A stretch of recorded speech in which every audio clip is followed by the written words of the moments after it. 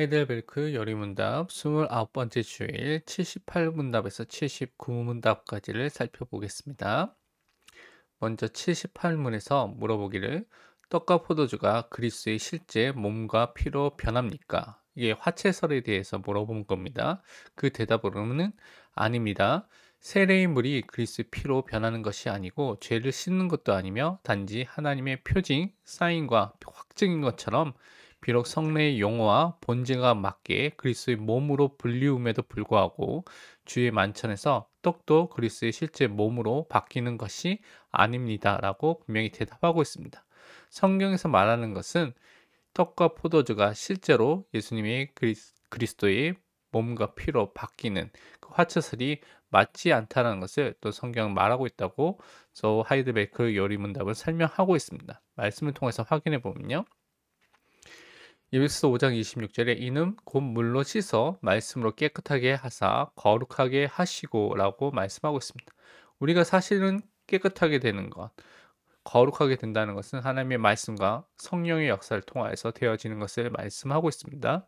디도서 3장 5절에도 우리를 구원하시되 우리가 행한 바 의로운 행위로 말미암지 아니하고 오직 그의 긍휼하심을 따라 중생의 씻음과 성령의 새롭게 하심으로 하셨나니라고 말씀하고 있습니다. 우리가 구원받은 것은 하나님의 긍휼과 자비와 사랑 때문에 구원을 받게 됐는데 우리가 중생, 새롭게 거듭나고요. 새 생명을 얻게 되는 성령의 새롭게 하심의 역사를 통하여서만 되어지는 것이죠. 창세기 17장 10절에서 11절 보면 너희 중 남자는 다 할례를 받으라.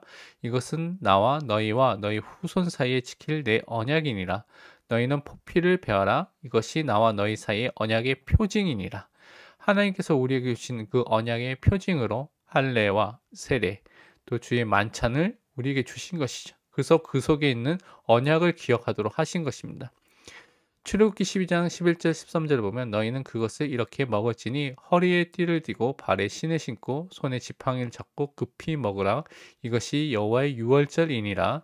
내가 애굽 땅을 칠 때에 그 피가 너희가 산 집에 있어서 너희를 위하여 표적이 될지라. 내가 피를 볼 때에 너희를 넘어가리니 재앙이 너희에게 내려 멸하지 아니하리라. 라고 말씀하셨습니다. 유월절 그 자체도 하나의 표징으로서 오실 메시아 그리스도가 십자가에서 보혈을 흘려서 우리의 모든 죄와 사망과 사단의 문제를 해결할 것을 미리 예표로서 그림자로서 모형으로서 먼저 설명하는 것이죠. 그래서 그것이 성만찬으로 또 신약 시대는 바뀐 것을 우리가 알고 있습니다. 고린도전서 10장 1절에서 4절 보니까요. 형제들아 나는 너희가 알지 못하기를 원하지 아니하노니 우리 조상들이 다 구름 아래에 있었고 바다 가운데로 지나며 모세에게 속하여 다 구름과 바다에서 세례를 받고 다 같은 신령한 음식을 먹으며 다 같은 신령한 음료를 마셨으니 이는 그들을 따르는 신령한 반석으로부터 마셨음에 그 반석은 곧 그리스도시라 라고 분명히 또한 설명을 하고 있습니다. 그래서 구약에 있었던 홍해 사건을 통하여서 이 부분을 또한 우리에게 설명하고 있는 것이죠. 고린도서 10장 16절 17절은 우리가 축복하는 바 축복의 자는 그리스도 피에 참여함이 아니냐 아니며 우리가 떼는 떡은 그리스도의 몸에 참여함이 아니냐. 떡이 하나요 많은 우리가 한 몸이니 이는 우리가 다 한 떡에 참여함이라 라고 말씀하고 있습니다. 고린도서 11장 26절 28절에는 너희가 이 떡을 먹으며 이 잔을 마실 때마다 주의 죽으심을 그가 오실 때까지 전하는 것이라. 그러므로 누구든지 주의 떡이나 잔을 합당하지 않게 먹고 마시는 자는 주의 몸과 피에 대하여 죄를 짓는 것이니라. 사람이 자기를 살피고 그 후에야 이 떡을 먹고 이 잔을 마실지니라고 분명히 기술하고 있습니다. 그래서 우리는 성만찬을 통하여서 예수 그리스도의 그 보혈과 그 몸을 또한 사실적으로 누리며 그 응답 속으로 들어가는 것입니다. 마태복음 26장 26절에서 29절 보면 그들이 먹을 때 예수께서 떡을 가지사 축복하시고 떼어 제자들에게 주시며 이르시되 받아서 먹으라 이것은 내 몸이니라 하시고 또 잔을 가지사 감사기도 하시고 그들에게 주시며 이르시되 너희가 다 이것을 마시라 이것은 죄 사함을 얻게 하려고 많은 사람을 위하여 흘리는 바 나의 피 곧 언약의 피니라. 그러나 너희에게 이르노니 내가 포도나무에서 난 것을 이제부터 내 아버지 나라에서 새 것으로 너희와 함께 마신 날까지 마시지 아니하리라 하시니라라고 말씀하고 있습니다.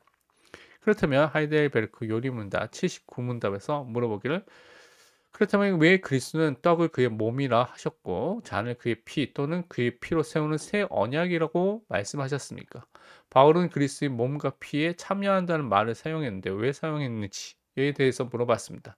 그 대답으로는 그리스도가 이렇게 말씀하신 것에는 타당한 이유가 있습니다라고 말씀하면서 떡과 포도주가 이 세상의 생명을 유지시켜 주는 것처럼 그 십자가에서 달리신 몸과 흘리신 피가 우리의 영생을 위해 참으로 우리 영혼에게 영양분을 공급해 주시는 것을 그리스도가 우리에게 가르치기를 원하십니다라고 대답했습니다.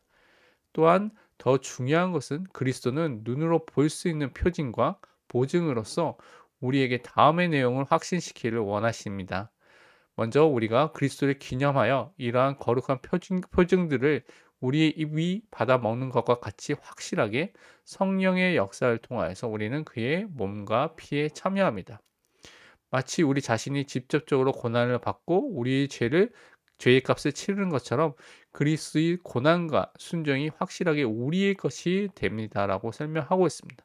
그래서 성찬이라는 것은 단순하게 기념하는 정도가 아니라 영적으로 임재하신 그리스도를 통하여서 영적 양식을 먹고 공급받으며 또한 성령의 역사를 통해서 그리스도의 몸과 피에 참여하는 영적인 축복을 누리고 또 그리스도의 고난과 순종이 우리의 것이 되는 것을 누리는 그 영적 비밀이 있는 것을 성찬식을 통해서 설명하고 있다는 것입니다. 말씀을 통해서 우리가 다시 확인해 보면요.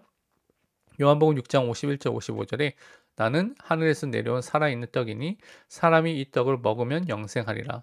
내가 줄 떡은 곧 세상의 생명을 위한 내 살이니라 하시니라. 내 살은 참된 양식이요 내 피는 참된 음료로다 라고 말하고 있습니다. 이것은 성찬식을 통하여서 우리가 그리스도의 이 몸과 피에 영적으로 참여하고 영적인 생명을 공급받은 것을 설명하고 있는 것입니다. 다시 고린도전서 10장 16절 17절에 우리가 축복하는 바 축복의 자는 그리스도 피에 참여함이 아니며 우리가 떼는 떡은 그리스도의 몸에 참여함이 아니냐. 떡이 하나요? 많은 우리가 한 몸이니 이는 우리가 다 한 떡에 참여함이라라고 말씀하고 있습니다. 우리가 그리스도께 참여하는 그 축복을 또 주신 것이죠. 고린도전서 11장 26절에는 너희가 이 떡을 먹으며 이 잔을 마실 때마다 주의 죽으심을 그가 오실 때까지 전하는 그 축복을 또한 함께 주신 것입니다. 로마서 6장 5절에서 11절 보니까요. 만일 우리가 그의 죽으심과 같은 모양으로 연합한 자가 되었으면 또한 그의 부활과 같은 모양으로 연합한 자도 되리라. 우리가 알거니와 우리 옛사람이 예수와 함께 십자가에 못 박힌 것은 죄의 몸이 죽어 다시는 우리가 죄에게 종노릇하지 아니하려 함이니 이는 죽은 자가 죄에서 벗어나 의롭다 하심을 얻었습니다. 만일 우리가 그리스도와 함께 죽었으면 또한 그와 함께 살 줄을 믿노니 이는 그리스도께서 죽은 자 가운데서 살아나셨음에 다시 죽지 아니하시고 사망이 다시 그를 주장하지 못할 줄 알미로다. 그가 죽으시면 죄에 대하여 단번에 죽으시며 그가 살아계시면 하나님께 대하여 살아계심이니 이와 같이 너희도 너희 자신을 죄에 대하여는 죽은 자요 그리스도 예수 안에서 하나님께 대하여 살아있는 자로 여길지어다 라고 말씀하고 있습니다. 우리는 그리스도와 연합된 존재로서 이제는 죄에서 더 이상 종노릇하지 않는 죄에서 해방돼서 벗어나서 의롭다 하심을 얻은 그 생명의 축복을 누리는 존재가 되겠습니다. 더 이상 죄와 사망과 사단의 지배를 받지 않는 존재가 된 것이죠. 그래서 이 영적인 축복을 누릴 수 있는 풍성히 누릴 수 있는 것이 또한 성찬식이라는 것을 우리가 붙잡아야 되겠습니다. 적용과 묵상을 살펴보면요. 먼저 우리는 로마 카톨릭이 주장하는 떡과 포도주가 실제로 그리스도의 몸과 피로 바뀐다는 주장, 화채설이 비성경적인 주장인 것을 정말 알고 믿고 있는지 확인하고 있는지 점검해 봐야 되겠습니다. 우리는 성찬식의 떡과 포도주를 통해서 예수 그리스도부터 영적인 양식을 공급받는 은혜를 받는 것을 정말 믿고 있는지 확인해 봐야 되겠습니다. 우리는 떡과 포도주에 참여함으로써 예수 그리스도의 고난과 순종이 나의 것이 되고 성령의 역사로서 성찬의 그리스도의 영적 임재를 정말로 누리고 믿고 있는지 점검해 봐야 되겠습니다.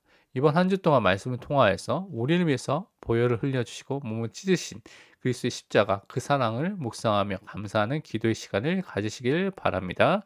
기도하고 마치겠습니다. 사랑과 은혜의 하나님 아버지, 그리스도가 우리를 위해서 십자가의 몸이 찢기시며 피를 흘려주셔서 우리 죄의 문제와 하나님 떠난 문제, 사단의 문제를 완전히 영원히 단번에 해결해 주신 그 은혜에 참으로 감사를 드립니다.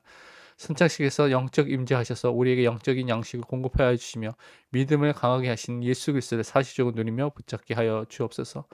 우리 현장 속에서 정말 오직 예수 그리스도의 복음만을 증거할 전도의 문을 열어 주옵소서. 살아계신 예수 그리스도의 이름으로 기도합니다. 아멘. 다음 강의에는 하이델베르크 요리문답 80문답에서 82문답까지를 다룰 예정입니다. 오직 그리스도